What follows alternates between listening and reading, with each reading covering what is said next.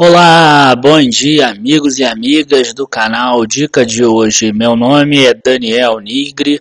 Hoje é dia 10 de abril de 2017, uma segunda-feira, e vamos começando mais um vídeo do canal. Nos últimos 15 dias, mais ou menos, muita coisa aconteceu de novidade das empresas da minha carteira.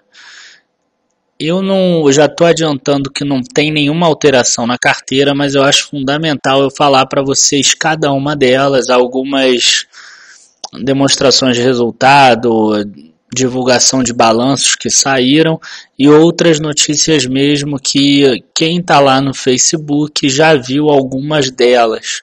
Tá? Então eu recomendo muito que vocês entrem em facebook.com.br/dica de hoje 7 ou curtam a página ou sigam a página para terem mais informações. Também queria deixar claro que no site www.dicadehoje7.com tem a atualização da minha estratégia lá do Tesouro Direto do IPCA 2045 no artigo de hoje. Então, quando eu falo aqui novidades da carteira, eu vou falar exclusivamente de ações. A parte de título público está no artigo dicadehoje7.com, o artigo de hoje. Tá? Então, vamos começando. Vou começar a falar sobre Saraiva primeiro. Saraiva, ela divulgou o resultado depois do nosso vídeo de gerenciamento de carteira de março e ela teve alguns dados interessantes. Embora o mercado tenha punido ela bastante, eu continuo acreditando que ela é uma boa empresa para a gente ter, mas sabendo sempre daquela nossa questão, né? É uma empresa que está num turnaround, está tentando voltar a ter lucro, excluindo aqui operações descontinuadas de venda da editora. Então ela está saindo de um período grande no prejuízo e ela está tentando voltar a ter lucro líquido de operações continuadas, né? Quando eu falo operações continuadas, é a própria operação dela. E eu cheguei a falar quando eu incluí Saraiva, que eu estava preocupado com o endividamento dela, com a geração de caixa e com o e-commerce. Então eu só vou ver essas três coisas, porque hoje eu quero que o vídeo seja um pouco mais rápido em cada uma das carteiras. Tá? Eu até acho que ele vai ser demorado, talvez eu tenha que dividir em dois. Mas eu quero que ele seja mais rápido a velocidade. Então vamos lá, crescimento do e-commerce. A gente viu que em 2015 tinha caído, em 2016 voltou a subir, 8,9%. Foram 5,0% no quarto trimestre de 2016.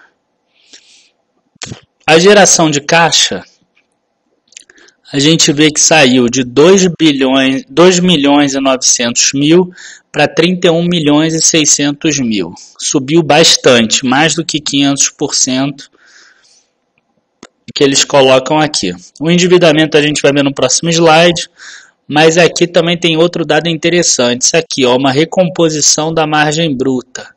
Aumentou quanto sobra de dinheiro depois do custo do produto vendido, o que deve ajudar ela mais para frente. E a questão do endividamento, a gente vê que o endividamento líquido da empresa era 408 milhões no quarto trimestre de 2015, caiu para 284 milhões no terceiro trimestre de 2016 e agora no final do ano passado está em menos de 200 milhões. Eu não uso essa linha aqui de baixo. Para mim, dívida líquida é dívida bruta menos caixa e aplicação financeira. Recebível de cartão de crédito não é dinheiro na mão. Tá? Ele pode virar dinheiro na mão se você pagar um juro para a operadora do cartão de crédito. Aí você vai ter uma despesa financeira com isso. Então, dívida líquida para mim é essa linha daqui. Aí eu resolvi fazer aquele cálculo do Enterprise Value, que a gente já fez um vídeo sobre isso, para ver se a empresa, ela com essa alta, ela está já precificada ou não. Então eu peguei o valor de mercado no terceiro trimestre de 2016, isso tudo eu peguei no site do Gui Invest, tá? Deu 97,9 milhões. Isso tem lá no próprio site do Gui Invest. Valor de mercado, quarto trimestre de 2016, 99 milhões. E o valor de mercado atual, no caso o valor de mercado que fechou sexta-feira, 132,1 milhões. Só que a gente já viu que o Enterprise Value é o valor de mercado mais a dívida líquida, que é o melhor indicador que a gente tem para ver empresas que não dão lucro. É esse indicador aqui, ó, Enterprise Value sobre EBITDA. E aí a gente tem que a dívida líquida do terceiro trimestre foi o que a gente viu, a do quarto trimestre foi esse outro. E a gente vai ver que, então, o Enterprise Value do terceiro trimestre era 382 milhões de reais. O atual está em 330 milhões. A ideia é a seguinte, se baixou essa quantidade aqui de dívida, teria que subir essa quantidade. E ainda falta aqui uma parte, falta aqui 52 milhões para subir. Mas ainda é mais do que isso, porque o EBITDA aumentou. Enquanto o EBITDA anualizado no terceiro trimestre girava em 25 milhões, ele subiu no final do ano para 31,6 milhões. Então esse indicador caiu de 15,3 para 10,46. O que me mostra que existe um grande espaço para ela subir no curto prazo, mas no longo prazo é incerto, porque depende dessa melhoria operacional dela, se vai vingar ou não. Então é uma empresa de muito risco, que na minha carteira ela entra, mas com um percentual muito pequeno. É importante sempre se ater à estratégia, tá? Então agora vamos tentar ver algumas outras aqui. Vamos falar de Itaúsa,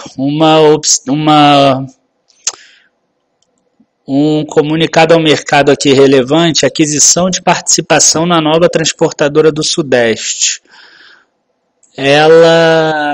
Agora ela captou com a subscrição em torno de 700 milhões de reais e ela comprou 7,65% do capital da nova transportadora do Sudeste, a NTS. Uma empresa que tem gasodutos, que tem 2.050 quilômetros de gasodutos na região Sudeste, e tem 158,2 milhões de metros cúbicos por dia de capacidade de transporte. Itaúsa pagou por 7,65% esse valor aqui, de 292 milhões de dólares, e o que me deixa mais tranquilo é a questão que o fundo Brookfield comprou os outros 82,35%, deixando a Petrobras só com 10%. E esse fundo Brookfield é um fundo grande que já tem experiência nesse setor de gasoduto. E Itaúsa comprou pelo valor proporcional a mesma coisa que o fundo pagou para a Petrobras. Quer dizer, mesmo ela comprando só 7%, ela pagou proporcionalmente a mesma coisa que o fundo pagou 82%. É importante a gente perceber que vai ter contratos já com vencimento a partir de 2039 e contratos de transporte com vencimento 2025 a 2031. Eu já vi também que essa empresa tem as tarifas reguladas pela ANP e são anualmente reajustadas pelo IGPM. Então a minha visão é a seguinte, ela vai ter uma previsibilidade de receita, Itaúsa, mas com certeza vai ser uma receita que vai crescer menos do que a receita de Itaú Unibanco. Isso pode trazer algum problema para a rentabilidade de Itaúsa, a não ser que eles comecem a investir muito na área de gasoduto, comecem a crescer e ter alguma outra questão aí que para mim ainda parece incerto. Tá, eu cheguei a mandar um comunicado lá para o RI para saber qual é a previsão de receita que eles imaginam nesse nesse novo projeto e eu ainda não recebi resposta. Assim que eu receber, eu aviso lá, talvez pelo Facebook. Tá? Então, de Itaúsa tem esse fato relevante aqui, que é importante. Provavelmente Itaúsa comprou com desconto. Então, o fluxo de caixa que vai subir deve ser alguma rentabilidade maior do que o GPM, que deve ficar em 5, 5,5% nos próximos anos, mas com certeza vai ser menor do que a rentabilidade de Itaú, que gira aí em torno de 20%. E aí a gente passa para outra empresa da carteira. Vamos falar de Ser Educacional, que mostrou um fato relevante muito bom no último dia 7 de abril,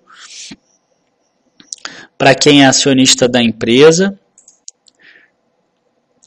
Ser Educacional registra crescimento de 15,3% na captação de alunos da graduação.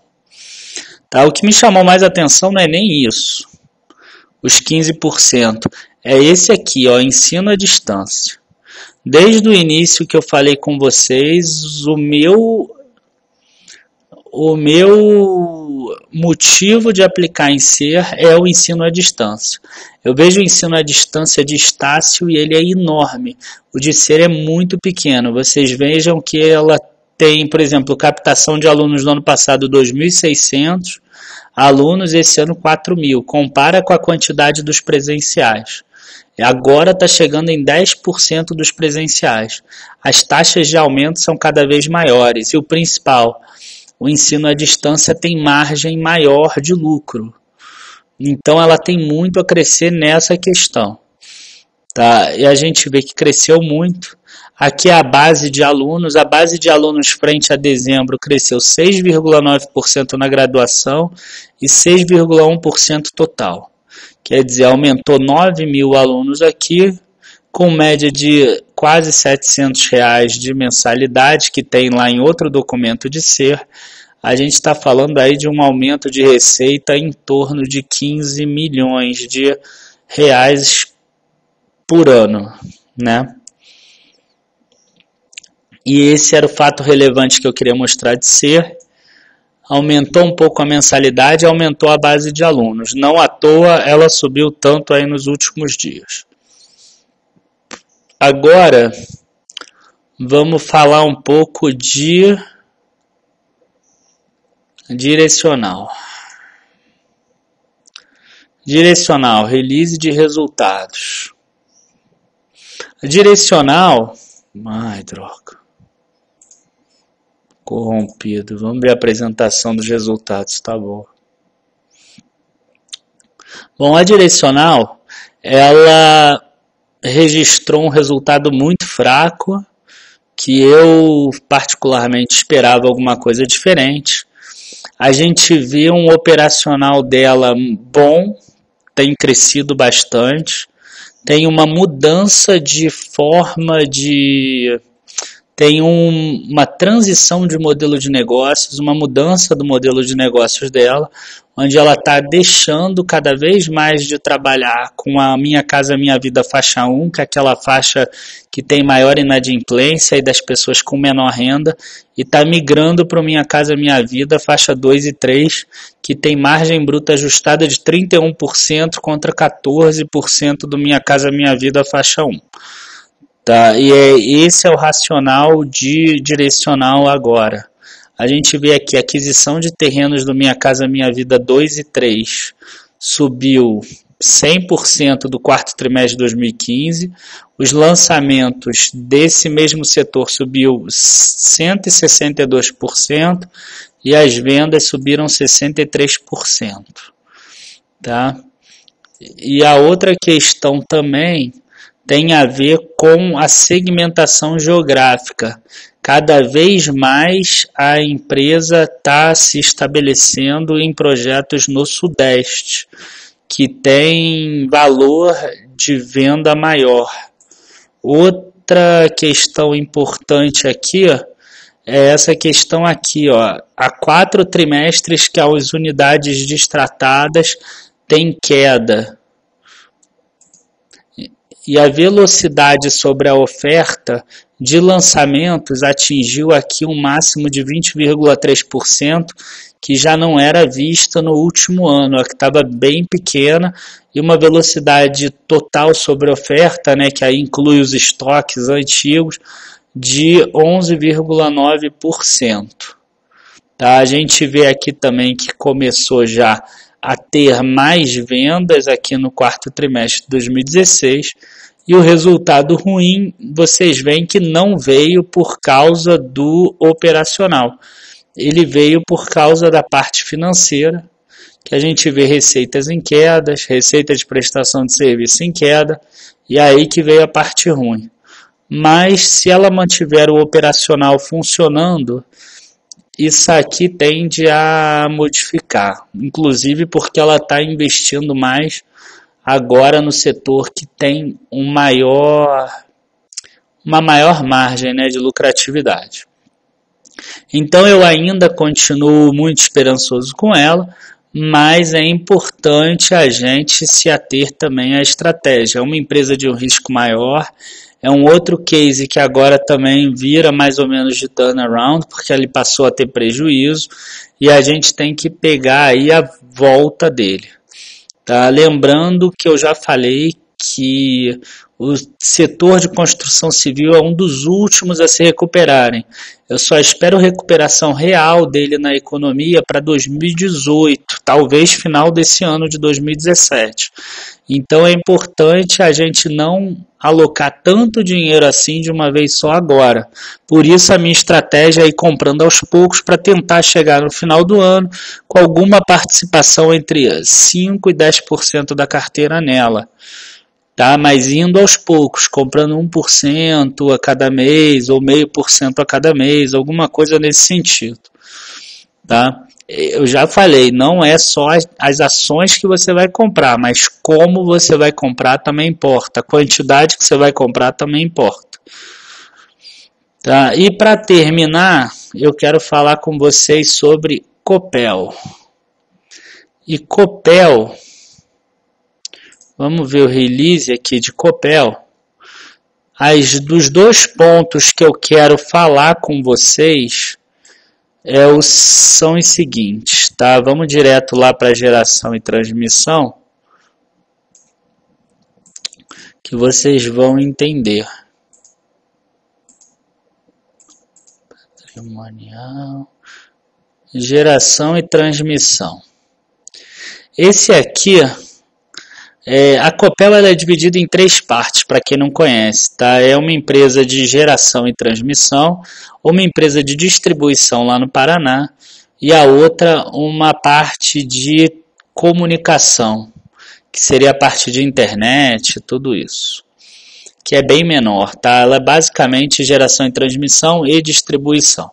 A parte de geração e distribuição geração e transmissão foi a que carregou a empresa nas costas nesse ano. A gente vê que o lucro líquido da empresa foi 960 e poucos milhões e 904 milhões vieram da geração e transmissão. Só que no quarto trimestre teve um prejuízo nessa área aqui que era completamente inesperado. Tá? Esse aqui é o segmento que tem recebido maior investimento da empresa e que tem 4 linhas de transmissão para entrarem agora nesse próximo ano. E esse motivo do lucro líquido vir prejuízo, na verdade, foi essa equivalência patrimonial aqui. Ocorreu um impairment, uma redução do valor recuperável desse complexo aqui, e da UEG Araucária, que é um ativo que eles têm para venda, e que causou essa diferença aqui. Caso contrário, o lucro líquido da empresa seria 363 milhões a mais, abatendo aí alguma coisa de imposto de renda. Tá? Então era importante eu mostrar isso.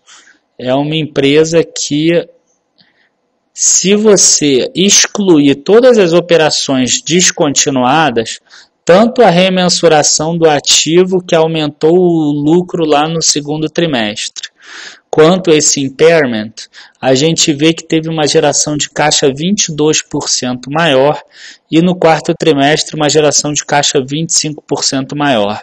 Então não deixe se enganar porque você viu ali prejuízo 2 trimestres seguidos. Vocês viram inclusive que ela gerou prejuízo e ela nem se mexeu para baixo, ela caiu quase nada, caiu 2 ou 3% apenas. Tá? E na Copel Distribuição, é a parte da empresa que tem tido mais dificuldade ultimamente. E como notícia boa aqui que eu vi foi o seguinte: vocês vejam que em 2016 teve um prejuízo líquido de 159 milhões. A Copel Distribuição, contra um lucro de 206 milhões em 2015. Mas a gente vê que no quarto trimestre de 2016 já veio um lucro positivo aqui, enquanto no terceiro trimestre tinha menos 126, era um prejuízo de 126 milhões. Na verdade veio prejuízo primeiro trimestre, segundo trimestre e terceiro trimestre de 2016. E agora ela voltou a ter lucro na parte de distribuição. Então eu continuo achando que vai ser uma boa pedida aí para frente, ainda mais vendo que ela está sendo cotada apenas a 0,5 vezes o valor patrimonial dela. E a outra questão também interessante de Copel é que ela anunciou aí distribuição de dividendos 99 centavos por ação ordinária, que é a que eu tenho na carteira, e R$ 1,08, se eu não me engano, para Copel 6, a PNB. Tá? E também existe uma Copel PNA, mas que não tem liquidez nenhuma. Bom, gente, com certeza eu acabei falando aqui um pouco mais rápido do que o normal. Eu espero que vocês tenham gostado. Foi uma forma de a gente pegar todas as empresas de uma vez só que apenas alguns pontos mais importantes de cada uma, para que vocês tenham ideia e que vocês percebam que por trás de cada empresa dessas existe uma estratégia toda montada.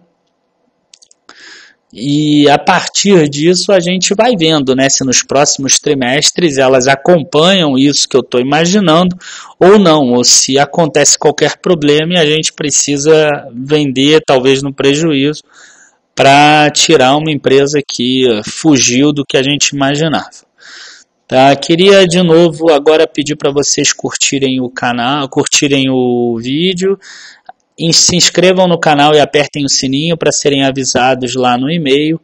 Entrem no site dicadehoje7.com ou no Facebook também, que tem várias notícias boas.